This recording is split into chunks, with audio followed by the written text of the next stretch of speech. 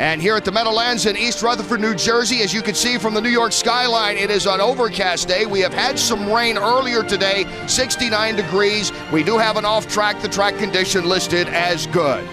The 3-year-old trotting fillies in the Hambletonian Oaks, and a surprise last week in that Snow White did not make it here.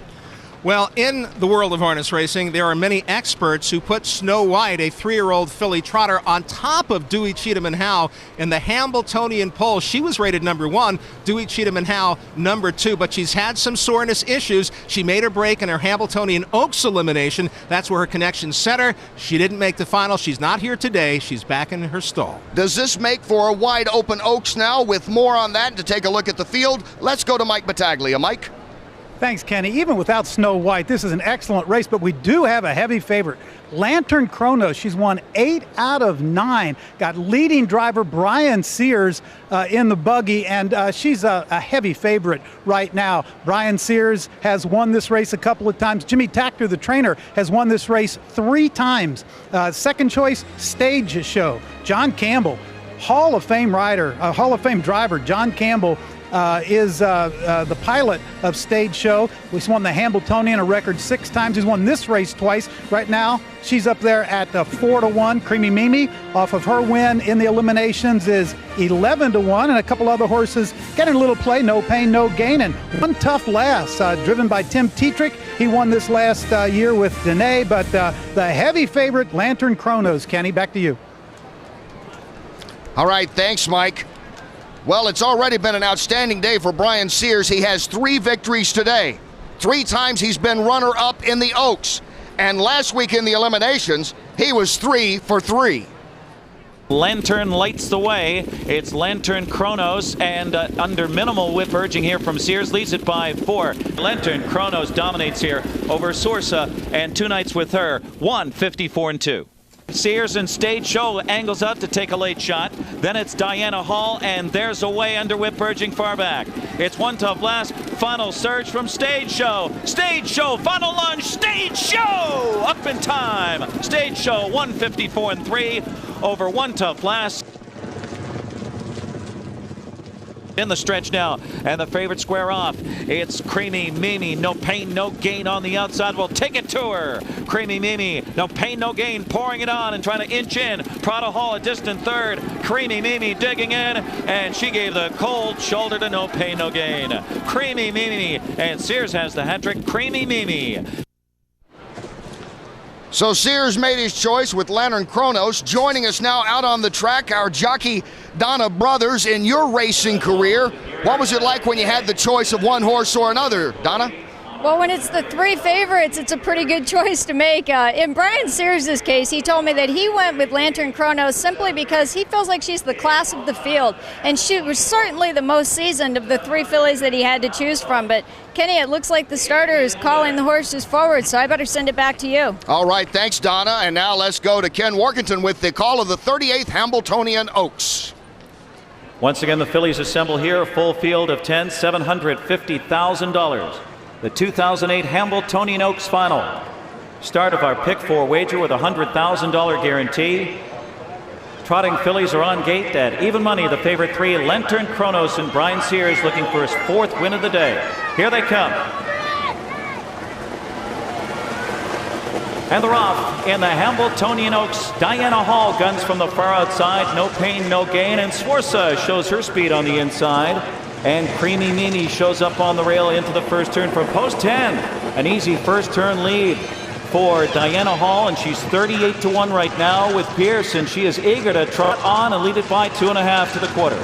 Creamy Mimi in the second spot. Sforza gets some whip taps in third. Keep pace here. No Pain, No Gain 4th. They're gapped out. Stage Show is 5th. The favorite Lantern Chronos is parked out 6th at this point. Then it's Celebrity Tribute, followed by 2 nights with her. Prada Hall is second to last as 9th. One Tough Lass is the trailer. It was a hot quarter, 27 3/5 in the backstretch. Diana Hall says, catch me if you can. Creamy Mimi in the whip up there with Andy Miller in the second spot. Sforza stays in third. Here comes Dave Miller with No Pain, No Gain, and shows some gain. 4th, now 3rd on the outside. Stage Show is 5th and getting underway. So Lantern Chronos 6th and 3rd over at this point. Then it's Celebrity Tribute, who saves round, followed by 2 nights with her 1 tough glass and on a gallop, on a break, Prada Hall. The half a rated 56-3, so a 29-second breather for Diana Hall. No pain, no gain now on the outside. A tough first over grind for her. Creamy Mimi, a perfect trip, but locked in the box as they approach 3/4. Campbell setting up stage show from second over. Sforza needs racing room. Lantern Chronos stacks to the outside, goes 3 high with stage show as they turn home. And Sforza looks for room. She has Trond. 1:25-3 into the stretch of the Hambletonian Oaks. And it's Diana Hall trying to go all the way. Not today. Creamy Mimi, a perfect trip for Andy Miller. Rocking, whipping, driving. Stage show on the far outside. Lantern Chronos.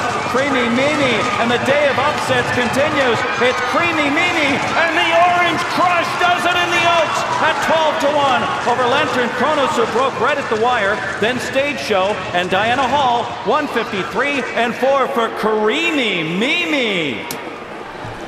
Creamy Mimi pulling a slight upset here in the Hambletonian Oaks. Andy Miller in the bike, the time of 1:53-4. Well, Kenny, the key to this race really was the 10, Diana Hall. That was a great move by Ron Pierce. I mean, he was trying to steal this race at 38-1. No levers to the inside. He's made the easiest lead I've seen from post position number 10 in a long, long time. What that did was give Creamy Mimi the perfect cover right from the get-go. And Andy Miller realized that all he had to do was protect the rail position here, the inside position, and he was going to get an excellent trip. Nobody really took a shot at Diana Hall, leading throughout most of the race, unpressured until No Pain, No Gain pulled first over, but never really applied any pressure. Therefore, Creamy Mimi just cruised once they turned for home. And we're going to take a look at this. I mean, again, for people that watch Meadowlands racing, they know that post 10, very difficult to make the lead. But right now, let's check in right now. Donna's caught up with Andy Miller. Donna? Andy, congratulations. You pulled a mild upset here today. Tell me about your trip. It worked out perfect. Ronnie left hard, and she got off the gate good, and I set the 2-hole, and he kept on going pretty good, and David come first up there, and he got a little tired around the last turn, and she popped off Ronnie's back and just took off. She looked like she had plenty. It looked like late in the race. I can't see very well from back here, but Lantern Chronos came up and gave her a challenge. On paper, you wouldn't have thought she would have been able to withstand the challenge, but you just had more left. Yeah, she got a great trip, and just when she come out of the pocket, she had a ton of go, and a couple of them come late, but she had enough to fight them off and just dug in real game. Congratulations. All right, Kenny. Thanks, Don. Andy Miller 2 nights ago over at Giant Stadium, but Bruce Springsteen concert. Traffic was backed up. He parked his car on the curb and ran about a mile to get here to be sure he could make race night at the Meadowlands, and he's already had a big afternoon winning the Hambletonian Oaks as we take another look at how he did it with Creamy Mimi here, Gary. Well, once again, Ron Pierce on the outside. I think the key to Creamy Mimi's success here, because she doesn't get buried along the rail. All Miller is doing is protecting her inside position. Watch Pierce fire out from the outside, makes an easy lead from post position number 10. Miller sees the 10 coming from his inside position and decides, you know what, I don't want to get caught third on the inside. I'm going to sit right behind Diana Hall, who has shown speed from time to time. And there she is, right there in the pocket, as they say, behind the leader. No pain, no gain, in a tough first over spot. She's the first horse on the outside, and a very difficult position to be in here at the Meadowlands. Once they turn for home, No Pain, No Gain gives way. She drops back after the tough first over trip, and Creamy Mimi with the perfect trip here behind Diana Hall just cruises to victory for Andy Miller, his first Hambletonian Oaks win, and the same for trainer Trond Smedshammer. I will point out, Kenny, there is an inquiry here. Watch the 3 far outside, white saddle pin. She may have made a break, and she did actually make a break right at the wire. It may be what they call the lap-done break, but I understand they didn't make any placings. It is official. They have made it official, and Creamy Mimi is the winner of the 38th Hambletonian Oaks. We'll be back with the official payoffs and take a closer look at the big favorite for the Hambletonian. As we've seen in the Oaks, it's not been a good year to be the favorite. Here we go. And welcome back to the Meadowlands in East Rutherford, New Jersey, the 38th edition of the Hambletonian Oaks, won by Creamy Mimi, returning 27-60. Lantern Chronos the favorite, 260, and Stage Show in 340. And Kenny, a daughter of Conway Hall, who finished fourth to Muscles Yankee at 25-1 in the 1998 Hambletonian. Out of the Pine Chip mare, Cream Puff. Well done here. Creamy Mimi winning for the 5th time in 9 starts in 2008.